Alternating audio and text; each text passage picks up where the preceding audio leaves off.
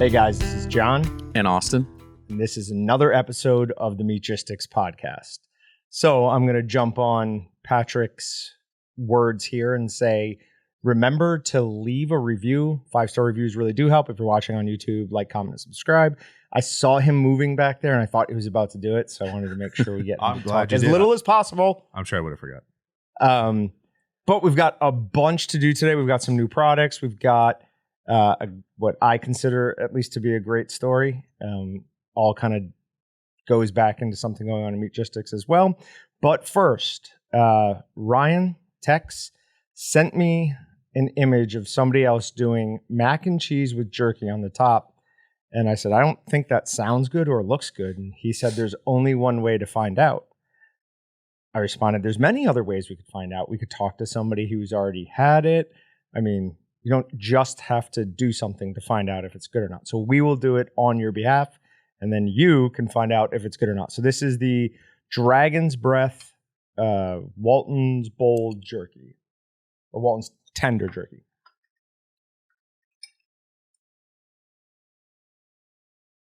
Oh, that's actually, yeah, that's pretty good. that is good. That makes me wonder if we have a nacho cheese snack stick and jerky seasoning that I've never made jerky with because it sounds like it wouldn't be good. Really? Maybe it would be good. I think it would be. But it's good. If it wasn't tender jerky, I would say it needs to be found or like more finely ground up. But since it's the tender jerky, I say chunks, they're still small. They're less than a quarter inch wide. They're tiny, but it eats well because you would think, okay, you put jerky in something, it's going to be hard to chew, but super easy to chew, tastes awesome. Bacon bits would work as well. And for anyone interested, this is, of course, the only type of mac and cheese that's worth eating, and that's Velveeta. So, way better than Kraft. All right, on to a new product. Walton's is proud to announce we are now carrying something that we tried to bring in once or twice, a couple of different companies, but the large storage coolers that are very good for hunting. I'll pick it up. You talk about it? So we originally had brought in like different brands of coolers. This one technically is still someone else's brand, but what makes it different is it is custom branded for us. It's got Walton's and Meatgistics logos on it. The top is orange. The bottom is gray, which isn't necessarily a color, but we use that at times. It fits into the whole brand thing. Yep. So it looks like what should be a Walton's or Meatgistics cooler. Yep. I'm really excited for it because they're super, super thick.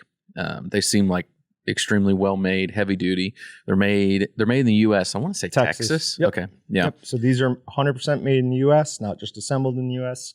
It's got these nice rubber ball and strap style locks on the front, so it stays really nice and tightly closed. I filled one up with ice, beer, a pheasant, some sausage, some steaks, and I just left it in here in this room over the weekend. Came back in on Monday, and there was, I would say, like maybe 10%, 15% of the ice had gone. Everything else was still there. Everything else is perfectly cold. So works really, really well. I'm sure these will feature in upcoming live streams, giveaways, probably things like that. But yeah, made in the USA. Awesome little cooler. Looks great. 27 quarts. Which I think that's like the perfect size. You get some of the big ones, and they're nice when you've got like a whole deer or a ton of meat that you're trying to pack out and load up. But when you're just talking, hey, you need a cooler for drinks and some food for a weekend trip or for tailgating or whatever you're doing, it's a lot more manageable. Because I've got one that's bigger than that, and when you get those heavy duty coolers, then they get so heavy. Yes. By the time you throw 60 pounds of ice in there and tons of food and drinks, and it's just impossible to carry around. Yeah, you get three guys to move them. Yeah, you get the ones that are a little bit smaller than that, and then there's not enough room to really put everything in there. So I like those ones just because it's in the middle ground of like all the coolers I've ever had before. I think it works better. we talked about how that will not store a cut up human body. Well, I don't know. I think that I can probably still make that work. Oh no, we can tell you we already tried. It does not. Oh, okay. Does not work. That's why your father got that one back, and I took this one out of stock. Okay, I won't try that again. I'm not going to jail. Not going to be me. All right. So for Meatgistics users or people who've been with us for a long time, you will know that I have been trying to win a gun from a gun raffle for a ridiculous amount of time. I have at times, when I go home and laying in bed after another unsuccessful night of trying to win a gun, have added up the totals in my head of how much I've spent. And oh, wow, it would have been just so much cheaper to buy a gun. But all of those things that I've done, they all at least go to supporting a good cause. So with that in mind, the Pheasants Forever banquet was last Thursday, so a week ago. The Wichita Pheasants Forever. The Wichita Pheasants Forever, yeah. So we had tickets for it. We were going to go, or not everybody, a bunch of people were going from work. Brett gave me a ticket because I said I'd be there. Get home and I find both of my dogs are bloody. And they've been going at it over something in the house. I can't tell what it is. They have no problem with each other when I'm around. They're fine in enclosed spaces. When we're not there, something is setting them off and they're going to third or fourth blood. It's not being decided easily. So I get home from work on Thursday, dealing with that, running behind, wanted my wife to be there before I left so it didn't happen again. So she gets home. I head out there and it's like 7:15. Banquet, I think, started at 6. Yeah. Maybe even 5:30. Like doors usually open at like 5:30, but nothing really happens for the first hour. That's fair. But usually that would be the time where I'd walk around and they like usually have like some little games you can pay to play and then you get tickets.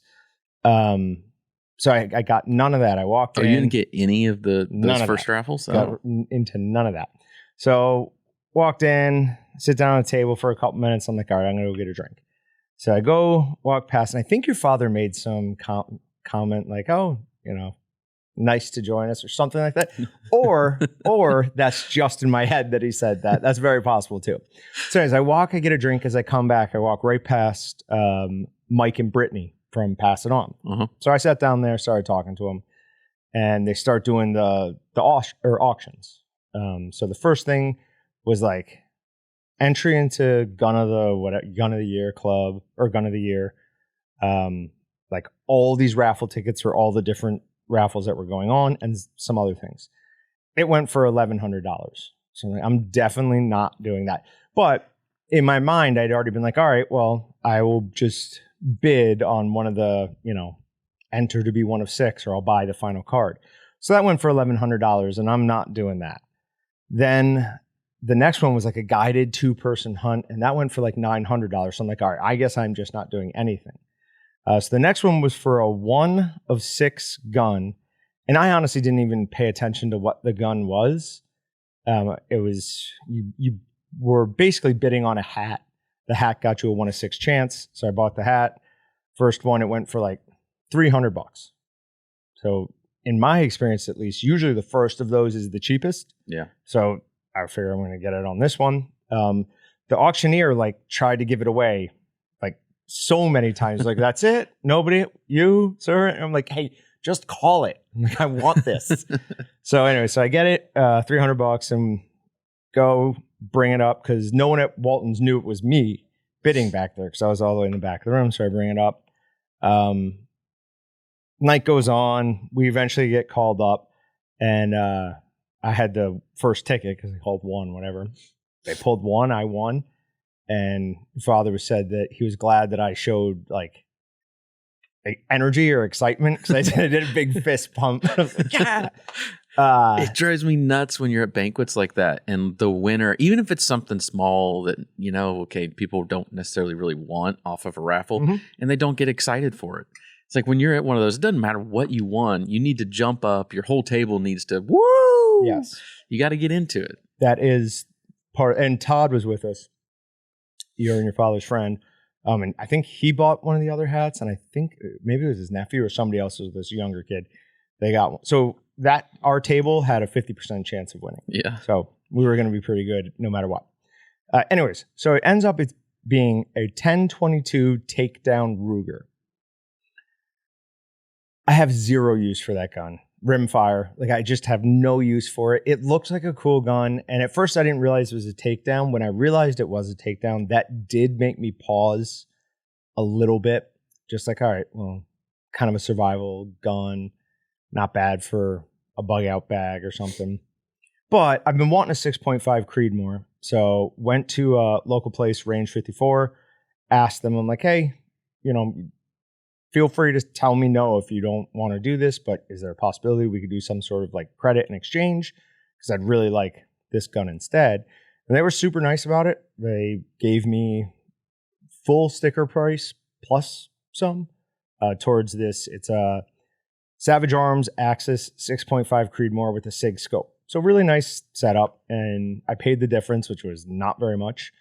So I get it home, and my eyes are starting to go, which is probably not a great thing to say when I just bought a gun, but like up close, I'm now this guy who has to like pull his phone away from him like this, especially late at night, and look at things. When was the last time you've been to the eye doctor? When's the last time I've been to any doctor? I know, but 20-something years. I was hoping the eye doctor would be less. Nope.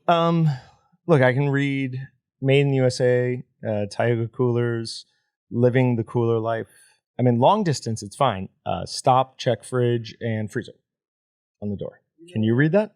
You made the sign. You know what it is. All right, next podcast, we're gonna do an eye test for me. It's only like super close that I'm having problems. Anyways, but the barrel stamp didn't look right.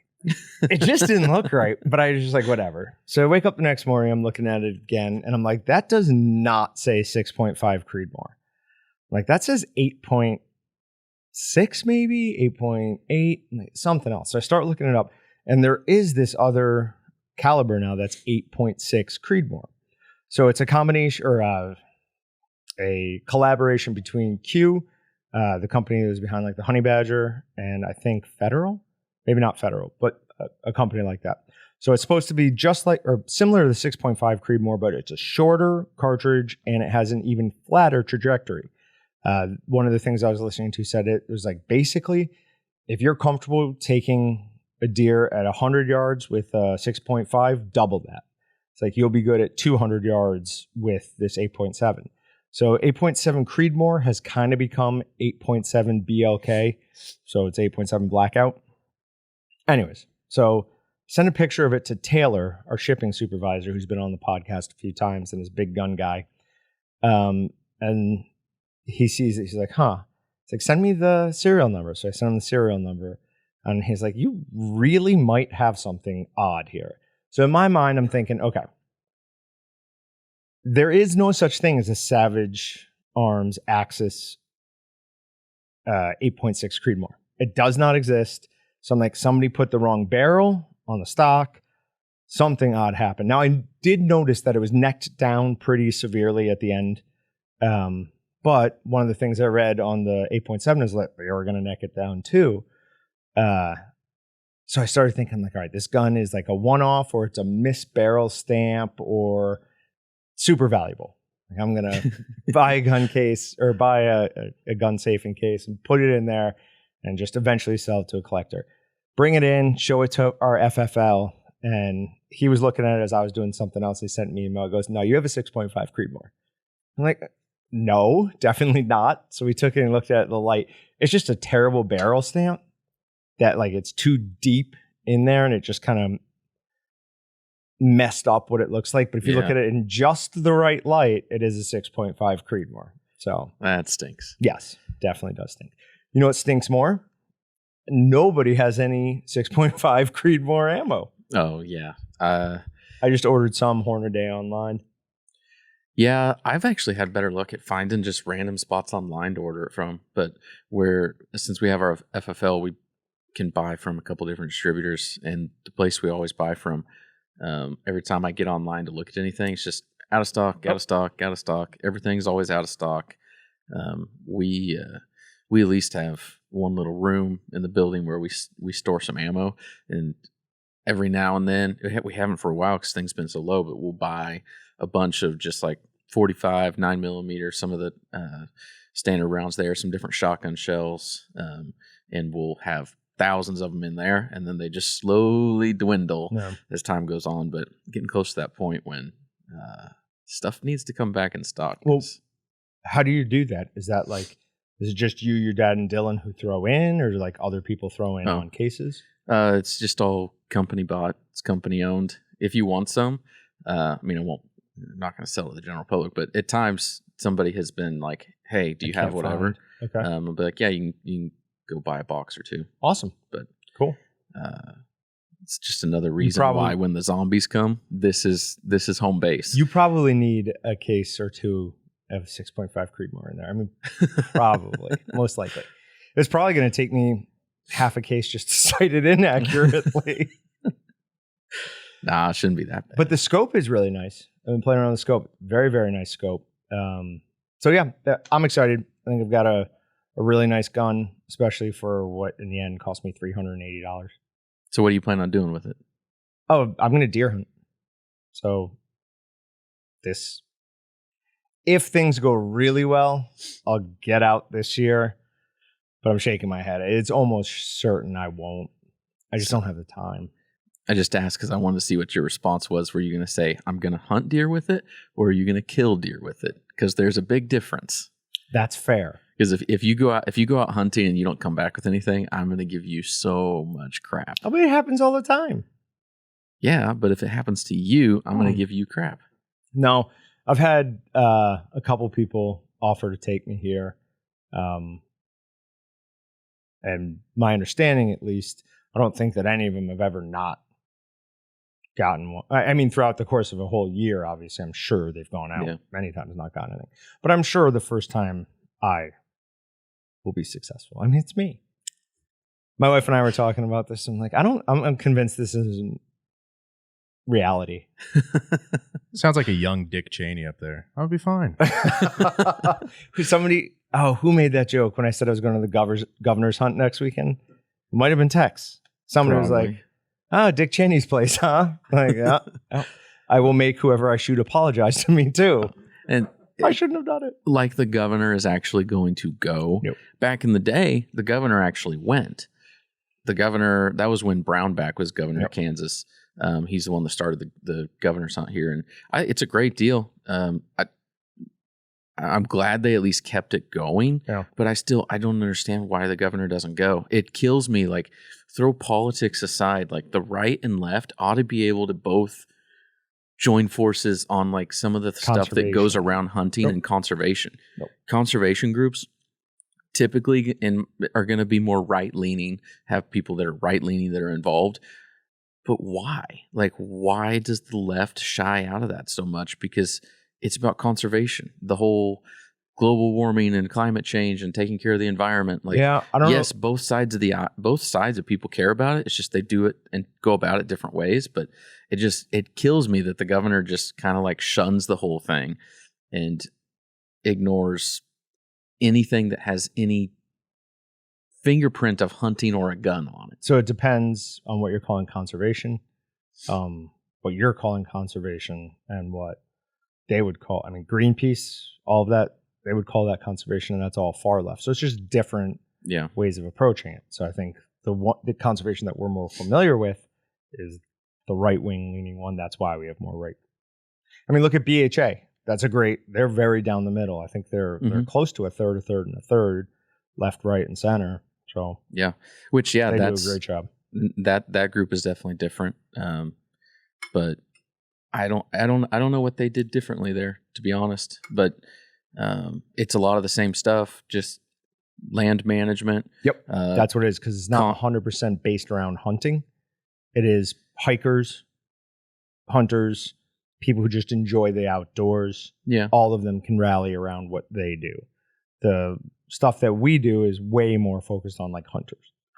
So I would say, at the end of the day, it all still does the same thing, and conserving the land, cleaning up the land, making sure that it's in its natural state and the best for animals to live and thrive.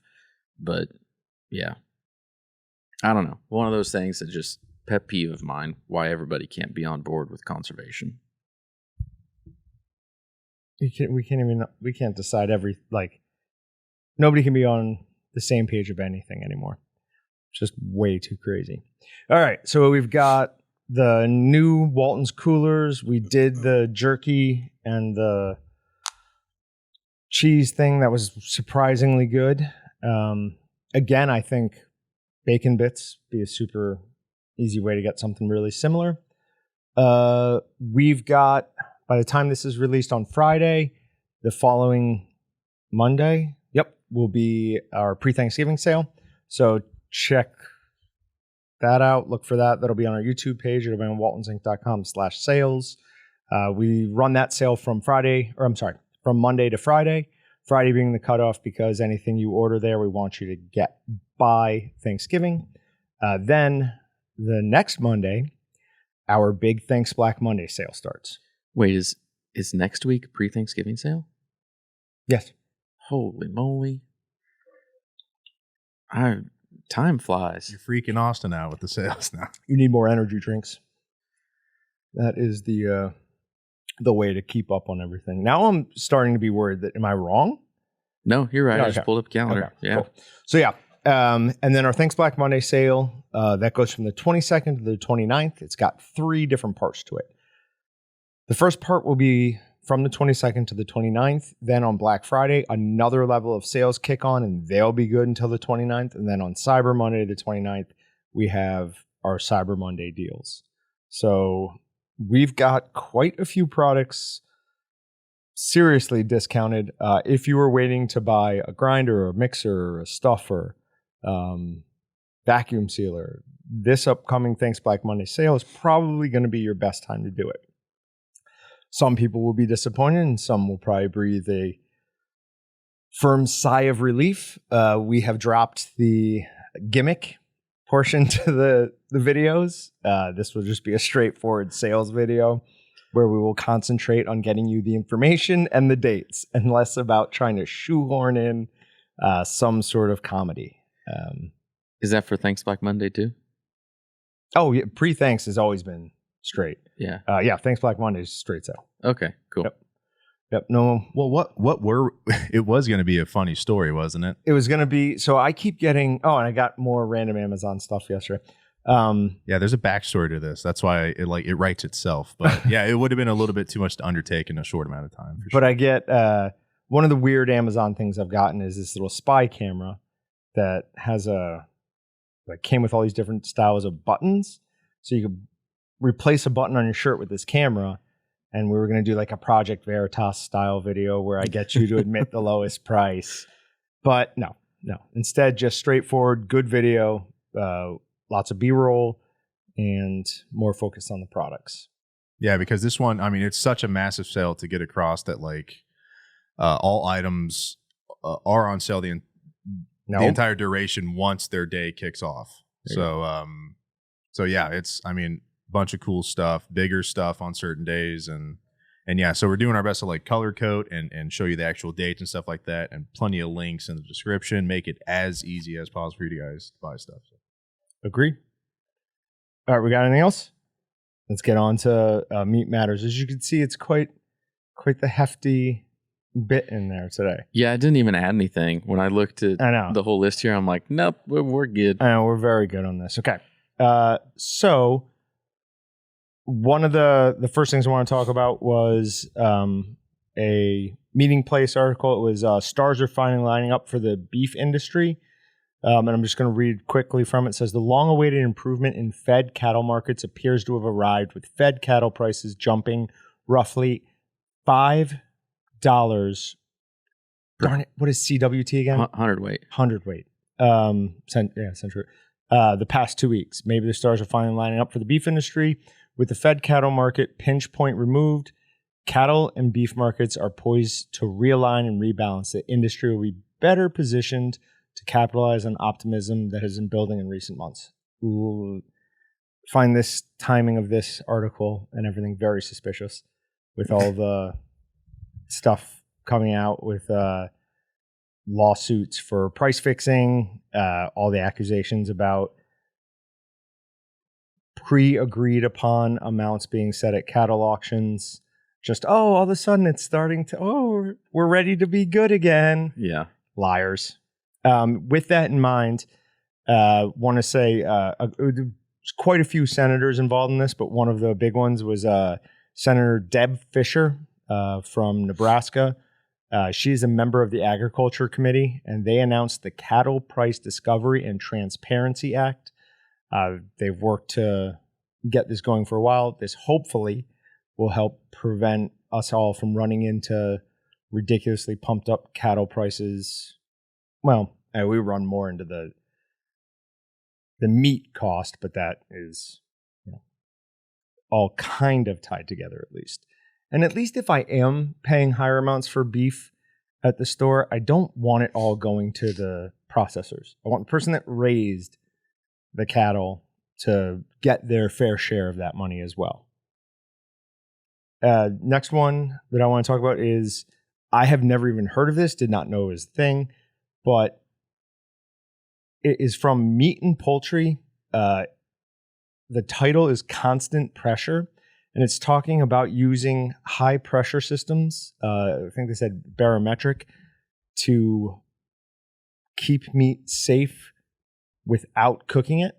So the technology itself dates back to 400 years to the 17th century, when French scientist something Pascal, who studied the effects on pressure on fluids and found that applying high pressure would lead to the inactivation of yeast mold bacteria with no effects on product tastes. So there are these huge containers that they put them in and then put them under really high pressure, but at cold temperatures. Yeah, it says it's like, they call it cold pasteurization. 87,000 pounds per square inch. That's insane. It's nuts. What is it's got to be more than that. Marianas Trench pressure.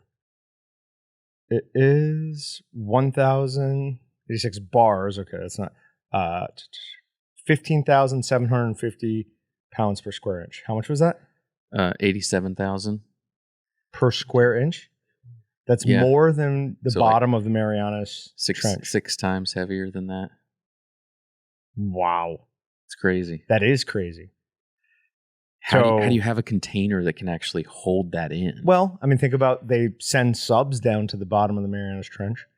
Yeah, that's true. But you got to be super careful with that, though. I imagine regulations around that thing. Literally, you have a bomb waiting to go off. Yep.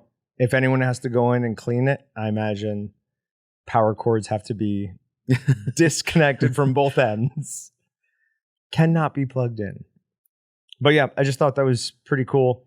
Yeah, that's cool. It'd be interesting to see, like, if that is a trend that picks up. I don't know. Like, did the article really say, like, what the big reason is why they're doing it? No, apparently it's been around for a little bit. Why there's been a recent uptick in interest, I didn't pick that up from the article. It could be neat if it's just a way to not, because as soon as you apply heat to something, you start chemically changing it. You apply chemicals to something, and then you're introducing something else. It sounds like it at least would be a fairly reasonable way to ensure sanitation and a totally clean product without affecting the actual product at all. And it does seem like it's also more effective than freezing the meat as well. All right, next one. Meat prices surged double digits in 12 months through October. I'm so glad we had an article to tell us this. We need to just start having news places come to us to ask about what the prices are, because I feel like the mainstream news is about 6 months behind in what we're actually seeing in price activity. I don't know if you read my little tiny note there on this, but it said, I could have told them this months ago. In fact, I was telling everyone this months ago. This drives me absolutely up a wall. I saw another article, or not an article, a snippet that showed the prices now versus 12 months ago. Turkey is absolutely insane. Like more than double the cost. Bone-in Ribeye roasts are more than double the cost. Filet mignon up maybe 15%. Maybe. It didn't even seem like that. And there was another kind of fancier cut that was not up that much. It seems to be more like what we would go for. So they're targeting us, Austin. They're targeting us while they're keeping their filet mignon deflated intentionally so they don't have to pay more. I think as prices go up, people just are less interested in getting a cut like a filet mignon. So I think it's just a supply-demand thing. The supply is trying to increase to keep up because demand is going up and prices are going up. So they want to sell more because they're going to make more money on it. But what's going to go up is the stuff that is in the most demand. The other stuff, because supply goes up, they have oversupply now of some of the lesser used items. But that's my theory. I just looked up what percentage of filet mignon is sold at restaurants. Percentage of beef servings in restaurants. I don't think that's going to give me exactly what I want. 72% of burger, steak entree. Yeah, it doesn't say filet mignon. But I would imagine that is a cut that's probably sold more to a restaurant than is sold through a butcher or something. I have zero evidence to back that up, but that is my firm belief. If anyone can tell me I'm wrong, I'm willing to listen to it. Yeah. But cost of everything is going up. Since last year, beef prices are up 20%. So happy to see them acknowledge that. Poultry up 7.5%. Pork is up 14%. The increase in pork is the largest 12-month jump since December 1990. So we're seeing all of these numbers be the worst that they've been in 30 years. I might have to make some sacrifices on the number of steaks I eat. I don't want to do this. No, just donate one to me. No. Every once in a while. That's terrible socialist. Why not? You're giving back. Dirty socialist working for me. No, that's a stretch. I just want your meat that you don't want anymore. No, I still want it. Oh. Okay. I definitely still want it. He just wants to complain about it. I mean, who doesn't love complaining? And I agree, though. So the Pilgrim's Pride lawsuit continues to go on. It's price fixing scandal, and the star witness finally took the stand. Says the government's star witness took the stand this week in a price fixing trial against a group of poultry companies, executives including 2 former chief executives. Interesting what he was saying. I don't think it'd be anything that was terribly surprising. I think we all kind of knew that they were talking to each other. But I do like this portion of the article. KFC beatdown threat alleged. Another aspect of Bryant's testimony concerned tense negotiations with KFC Corp. According to Bryant, KFC negotiator Pete Serkin stated that he would beat us down with a hammer and a baseball bat. Such was his anger at an allegedly rigged contract from 2014 to 2017. So KFC saw what was happening and was not having it. Yeah. I couldn't go buy a bucket of fried chicken right after this. That made me laugh. Awesome. The crazy thing though is like restaurants typically have like a 400 to 500% markup on food though. Okay. So, I mean, I know everybody has to make their money, but if they were having their price increased, it's not like they didn't have a lot of good margin in there. Like some of that, restaurants are high margin businesses, so right. At least maybe that's a little bit better. But still, on a side note, for those that live in Wichita, big news on the chicken front. I found out 2-3 days ago. There's a new Chick-fil-A going in at K96 in Greenwich. Oh, okay. Yeah. There's one empty lot left on like that whole And that's what's going row there? of everything. Yeah. Huh. Chick-fil-A is going in there. Nice. So I was super pumped. We still have to do a... Chicken sandwich wars are over. We're not doing it. I like listening to Patrick rant about fast food. Yeah. Well, it's funny. We were waiting on the Taco Bell chicken sandwich thing, and it came and went, and John had no idea because it sucked. It was awful. Yeah. It was these little non-bread with chicken strips in them. Actually, insult to even call them strips, little chicken nuggets in there. So what a joke, Taco Bell. Try better. Not a sponsor. Not a sponsor. Never going to be a sponsor, no. Huh. says insult to call them chicken strips, call them chicken nuggets. They're smaller. I don't know that I feel like I view chicken strips as Not superior size-wise, John. size-wise. Okay, cool. If you're trying to argue, let's do it, man. Let's go. The best type of chicken though is popcorn chicken. It's better than nuggets, better than strips. You get more breading. I'm not really going to fight back against What's that. the difference between popcorn chicken and nuggets, though? Is it the amount of breading? It's just they're small. Like popcorn chicken's like, I mean, the size of a penny or a nickel. Like the Sonic ones. But then, meanwhile, you go to the store, those things are huge. Those things are on HGH. There's no such thing as popcorn chicken at the store in the frozen food section, but I digress. All right. We've got... Ooh, come on. Open up. So it's not science fiction. New East Bay facility producing lab-grown meat plans to produce 400,000 pounds a year. I know we've said it a few times, but I think we everybody needs to get on board with this lab-grown chicken, at least in the short term, because it's coming. We're not going to be able to stop it, to push back against it.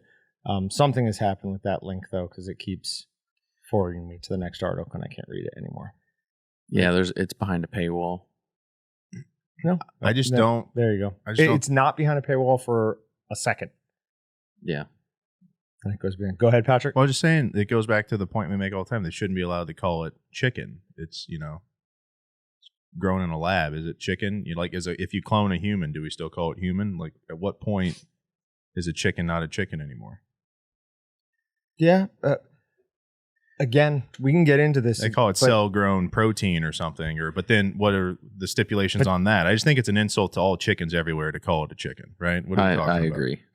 And I feel like we fight about this a lot. We do. But it's ridiculous. It's like the 2 podcasts ago, I showed you the picture of the quote-unquote cheese in the store. They can't call it cheese. It's cheddar shreds. Sure.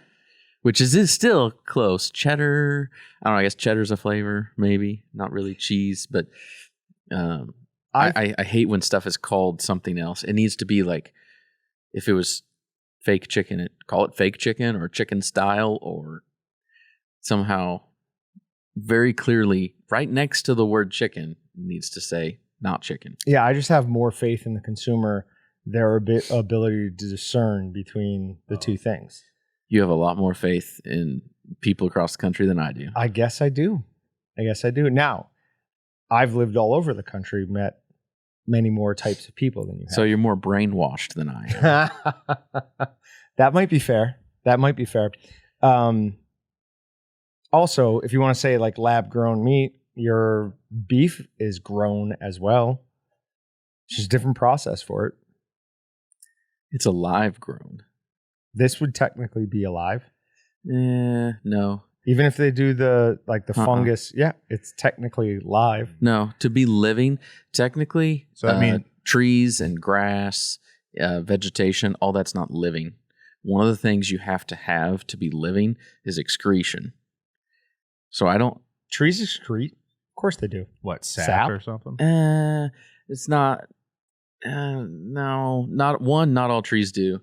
2, Ooh. It's not like a waste byproduct. At least I don't think so.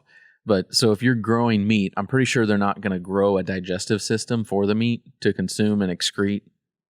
Only 1% of dormant mature tree is biologically living, while the rest is composed of non-living structural wood cells. So only 1% of it is living. Well, then but how I feel after a night of drinking, only 1% alive. Okay, so if plants aren't real, then I guess. All right, but hold on. You have living, not real. Sorry. You have some plants that the sound of a caterpillar chewing leaves, the sound of it, they will change their chemical structure to make it so that they give off a bad taste. They're responding to their environments. That's living in my mind. Well, okay, so I'm going to flip on you. I'm not actually a proponent of this argument. I'm just using the argument. Okay. Because that's what the scientific community uses and calls is living things. So if you either It's one of those things where you use the science or you don't. Do we want to base it all on science and fact, or do we want to base it on what we see, experience, our emotions? Where do we want to go? And so I see one thing being manipulated, becoming bigger and bigger, growing in result of stimuli. That's living in my mind. Yeah. It's a living thing. So that's how these pieces of meat are going to be grown. I don't think they're living myself. The 3D printed meat, that's something different. But the lab grown meat is being grown from a cell culture. Oh, that's a great point. I think a lot of that gets kind of thrown in this gray area because I would have confused those for the same thing. Mm-mm. Yep, 3D printed meat is a different thing.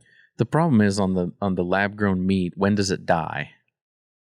As soon as Oh, that's a really good question. If it's alive, then it can die. Argument. Yeah. So I get behind the tree argument. I think trees are living. Okay. But they die. Like there's a point when you can say it's alive and now it's dead. As soon as I'm assuming they're giving it some sort of nutrient or stimulation, perhaps mild electro stimulus to make it grow.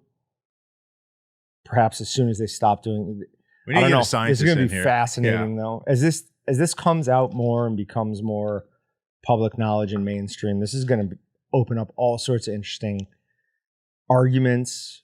It's going to cause a lot of ethical dilemmas too, in my opinion. So I wish we had a society again. Maybe we never had this, where like we could have philosophers have conversations about this on TV without it devolving into a left-right, like you hate science and you like having a legit discussion instead of just name calling back and forth. Yeah, being surmised to a definition, I think is the book. I love listening to people smarter than me until they start with I can't tell you the number of times we've just like gone away from a podcast and never come back because all they're doing is name calling. And I know that's odd for me to do it because I try to make fun of people all the time. But I said the key point there was smarter than me. I just wish I could listen to somebody smarter than me. Oh, God. That's terrible. I'm kidding. Ooh, I am so kidding. Yes. All right. So real quick, just on the other aspects of lab-grown meat, Will Coggin from Real Clear Markets has why lab-grown meat may be the next big fad to fizzle. So it says the primary question has been whether consumers will accept lab-grown meat, with surveys showing a wide range of appetite. But a better question is whether the technology will ever really come to market at all. And he goes in to talk about how much money has been sunk into this with no product ready to go to market and show a profit anywhere near in the future. Mm-hmm. So maybe it's going to be much ado about nothing.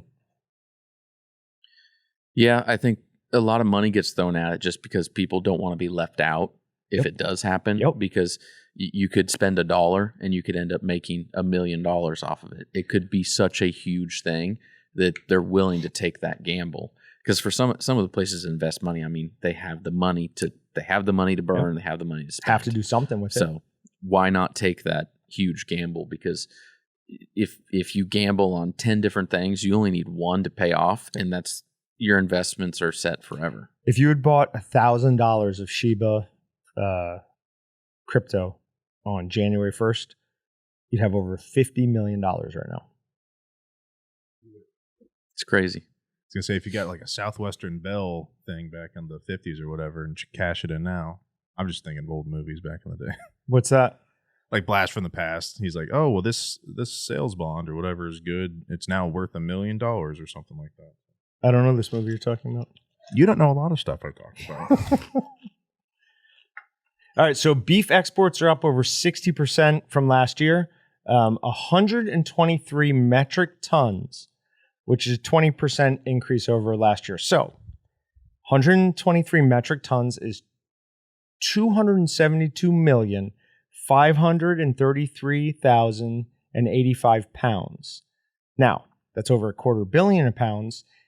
I looked up how much meat is taken off each cow. That is 324,000 deboned cows. That's exports. It's crazy. That is insane. absolutely insane. So why? Like, why is it going up that much? Are we doing things better and cheaper? I think there's also or other people having a hard time? It's probably a combination of both. Probably also part of it is I have to imagine there are ranchers who are getting fed up with getting nickeled and dimed, is a family-friendly way of saying it, from the big four here. So they're looking to external markets. Yeah, I don't know. That would make sense, though. And who's our biggest? Brazil is who I think it's either Brazil or Australia that we bring the most in from. Brazil had a really tough year. Australia had all those fires. Was that 2019? I think I don't remember. New Zealand was up there too, I believe. The last year and a half has felt like 10 years. Feel like a jerk moment right now. Do you remember that part of the movie? Oh, I love that movie. It's so good. Such a good movie. There's just been so much has happened. Think about everything that's happened here. Now forget about Walton's and think about everything that's happened in the world, or the country and the world. It's just been a ridiculously action-packed. We need a boring, we need to go car shopping and come away with like a Buick Skylark. We just need something that's going to get the job done, get you where you're going, but no excitement. We need some of that. Yeah. All right. So this one's kind of sad. Nevada, there's a company, Carson Valley Meats. They were getting ready to open up their plant. A special use permit was not dealt with correctly, and they are getting sent back to square one on all the paperwork for their plant. I know that name, Carson Valley Meats, so I believe them to at least have been a customer or in our system at some point. I did not look it up. But super bad news. Very important when you're doing stuff like that to be in touch with your state inspector all the time, be in touch with the building, like everything. Because one tiny little error, and they will definitely use it to knock you back down. Yeah, that stuff like that just stinks. I don't understand their pain to the extent that they've gone through it, but I mean, when we do stuff here that requires city involvement, usually building, getting permits for something, changing this and that, electrical stuff, the refrigeration we had put in the room next door, that whole fiasco. I won't even go into what all happened there, but were you aware of some of that? There? Yeah.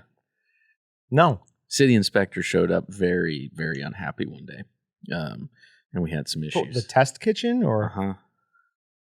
No, I don't know any of this. But can we talk about it or no? I'd rather not. I mean, I'd be vague about it, but I don't want to get into specifics. But building the storage building in our parking lot, I mean, that's why I said electrical and laughed. That's at least a little bit simpler, but still, we had so many headaches with that. We're looking. We bought the lot to our south, and we're in the process of designing the warehouse, the outside, the inside, the land, the architecture, everything. And it takes so long, and there's so many things like that we get stuck on, and we have to stop. And the architect has to do research, contact the city, do this and that, because we don't know what they're going to make us do. Yeah, it's like, just let us build a stupid building and we'd be done. If we could just build a building and do it, we'd have a building up in 3 months. Absolutely. But this by the time it's done is going to end up being close to a 2-year project. But you also, like, I'm with you, way overregulated in the building industry. However, a lot of those rules are there for a good reason, because there are people who absolutely will cut corners, and that does create fire hazards. It does create unsafe working conditions. I firmly believe you guys wouldn't, but there absolutely are people who will. So, yeah. I mean, there should be some sort of, like, I don't know, we're responsible pass. I wish everyone had the same level of common sense, and that could just be relied on universally. And that's not possible. Definitely not. People don't think long term. Then there was an article from The Guardian. They were interviewing this guy, Tom Vilsack. I want to read a quote from him. It says, "I do not think we have to reduce the amount of meat or livestock produced in the U.S., and a significant percentage is exported. It's not a question of eating more or less or producing more or less. The question is making the production more sustainable." I've already reached out to Tom to see if he'd have any interest in being a podcast podcast guest, so we could get a chance to talk to him, because I love hearing that. Somebody who is enough of, I have no idea if he's right, left, whatever. I don't care. He sees a problem, instead of trying to tell everybody what they should or have to do. He's like, no. Let's fix the problem. The problem is if you believe there's a problem or not, the problem is the production of it. Instead of trying to change people's behavior, let's fix the problem, which is more of what we need. Mm-hmm. So. We do that around here a lot. I mean, there's times when something needs to change or something needs to happen, and somebody wants to do it X way. And it's like, well, no, that's just going around it, putting a Band-Aid on it, or changing something that doesn't need to be changed. Instead of going X way, let's go Y way, because that is actually the problem. If you don't solve the problem, you just create another problem. Yep. So I like his quote, because that's, in theory, that should make every side happy. It's not. It won't make every side happy. No, but definitely not. It should. One of my first bosses at one of my first real jobs at Internet America was this guy, Ray Leck. And in his office, he had this huge exposed pipe. It was just part of the building. And I was in his office one day, and he was trying to explain why we were doing something a certain way. And he said, you have to look at it two different ways. He goes, the American way of fixing this problem, if there's a problem in this pipe, it would be, well, just let it keep going, and while it's breaking and spewing gas and everything, we'll build another pipe that goes around it, and then we'll like solder off the bad part. So in Vietnam, we would instantly shut off the pipe, fix the problem, and get the pipe right back on, accept the initial loss in production for immediate ramp back up. So it's like, always look at it that way. Accept a loss initially to get back to where you were, as opposed to throttling something down to, a point where it's not going to break it again. I don't know. Yeah. Just kind of stuck with me. That's it. So you had one more I don't think we talked about. What is it? Another article from Meeting Place talking about JBS employing a feed additive to cut global methane emissions. Because this fits perfectly into last one. Thank you for catching that. Last quote from Tom there. But basically, I can't even pronounce this. Bovaer. I don't know. It's Bovaer is what the feed additive is called. And it supposedly reduces methane emission out of cows by 30% for dairy cows and up to 90% for beef cows. It basically, as soon as they take it, it starts working, and it breaks down methane inside of their stomach or stomachs, I guess they have multiple, into just normal, natural occurring chemicals, whatever, already inside a cow. So that right there should make production of beef a whole lot more sustainable, because that's the one big thing that people always bring up, that cows. Do you know what percentage the cow methane makes up of the total methane production? It's like 3%. Yeah. So it's one of those things that people remember, because it's like, farting cows, but it's a nothing problem. This is still awesome. This is still absolutely awesome. As long as something doesn't go terribly wrong here. My example of, like, do you know about the plastic eating fungus? No. So researchers, and I want to say it's in Australia, but that is a guess. I'm almost positive it's not the US, have created a fungus or a bacteria that will break down plastic to basically nothing. So great, no more huge garbage in the ocean, like we could actually deal with it. Great, until that escapes. Mm-hmm. And then plastic everywhere is gone, getting eaten by this bacteria. I don't know what the one-off, or like what the bad possibilities of that is, but it does feel like there is something. Yeah, I mean, there's trade-offs in everything. 100%. So yeah, there's probably something to it, but it's whatever. Still a great thing. Love to see people trying to come up with creative ways. Love to see people using practical science to fix a problem. That's one of the key things for me. Use science, use facts, solve the problem. Don't just look at it and emotionally get attached to something and make decisions off of that. But I'm not going to kill my dogs, Austin, no matter how many times you bring it up. Facts and I'm emotionally attached. 2 days ago, I got told something I thought your dogs died. Okay, so your mom came in, and I don't remember if she looked at me and was like, "Oh, how?" She said, "Have you heard about John's dogs?" To somebody else. I'm like, "What is wrong with my dogs? Are they okay?" But do you want to tell? That's incredibly sad. That dog was awesome. Yeah, it was one of the coolest dogs I've ever seen. But we'll see if he listens. I still haven't talked to him about it because I don't want to bring it up. No. Like I wouldn't. I still don't really like it when people talk to me about Saddle. Yep. I'm like, yeah, I just don't want to talk about it. But I don't want you to think that I'm joking when I say I'll be gone for a month when Riggins. Like I don't know how I'm gonna do. It was bad when my last dog died, and I'm way more attached to Riggins. So, anyways, sorry. Go ahead. So my mom, she was here. She was in the retail store. I was talking with our store manager, and she came up to me and was like talking about. She's like, "Well, what happened to John's dogs or something?" And I don't know. And I'm like, "Did John's dogs die?" Oh. And I'm like, "This is gonna be horrible. Yeah. I'm gonna have to pick his emotions back up and put them back together with some Bondic." 5 gallons of super glue is going to take what we're going to need to rebuild John here. But no, then she wasn't talking about that. She was talking about my brother-in-law, John. He has this blue tick. Had this blue tick healer, I guess I should say now. And I mean, went everywhere with him. He's just one of those dogs that never leaves his side pretty much. When he even goes to the store, I mean, the dog's sitting there on the back of his truck, just waits for him, never leaves. Just one of those just super loyal dogs. Yep. He's he wasn't 100% blue tick.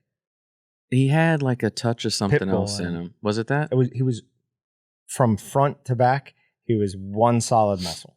I mean, you touch that dog and it's like, oh, that's what a real dog's supposed to like. My dogs feel doughy and soft. That dog has killed everything under the sun. Yeah. It's badgers, insane. Coyotes, foxes, deer. What else? Deer. No one actually heard that one. A one-on-one. Okay. Just like anything that is out there and was doing something it wasn't supposed to, because he used it as a cow herding dog. Yep. It was his dog that was just anytime he was out, if he was out cowboying, if he was out doing something else, like it was always with him. But he had it on the back of his truck, and somebody ended up running into the dog, killed the dog instantly. So. Sad times. Terrible. It's hard to. I mean, dogs aren't people, but still, dogs become so much a part of our families that you lose one and it's difficult. So, I love my dogs a ridiculous amount, but I constantly have to have this fight with people who I feel like don't like dogs as much as I do. Dogs do not have a soul. Like, a soul is for a person. There's no guarantee humans have souls. What are you talking about? Right? No. Well, sure. My opinion doesn't matter to you. It's fine. No, that's accurate. Like we were with a friend once. They had their daughter with her, and their dog had died a few months ago. And we were getting into this, and the husband who built my house is looking at me like, "Dogs have souls." Looking at the little girl, I'm like, "No, I'm not going to lie about this." I can't do that to little kids. Like, I can like lie to them jokingly about stuff, but if it's something that's like serious, it's like, no. My wife and I had a conversation just in the last couple nights about what we're doing with like Santa Claus in our house. And I'm like, yeah, I mean, we'll do Santa Claus. Let's not play it up and make it this huge, big, extravagant, thing, huge deal. But yeah, so our son's going to get a gift from Santa. He's going to know what thinks that he's going to think Santa brought him a gift this year. He's not going to know any different. Maybe for the next year or two, at some point, he's going to realize, oh yeah, Santa's not real. But at that point, I'm not going to try to lie to him Right. and tell him, no, Santa's real. Yeah. Wait. Uh-oh. Sorry, What's Patrick. going He on is the right youngest now? child of like 7. Are you the 7th son? 6th. I Sixth, was hoping okay. I was 7th. That'd be cool. That would be cool. That'd be cool. But All right, you got anything else? nope, that's all I got. I'm good. All right, thanks, guys. Remember to leave a review, and we'll see you next time. Thanks, everybody. See ya.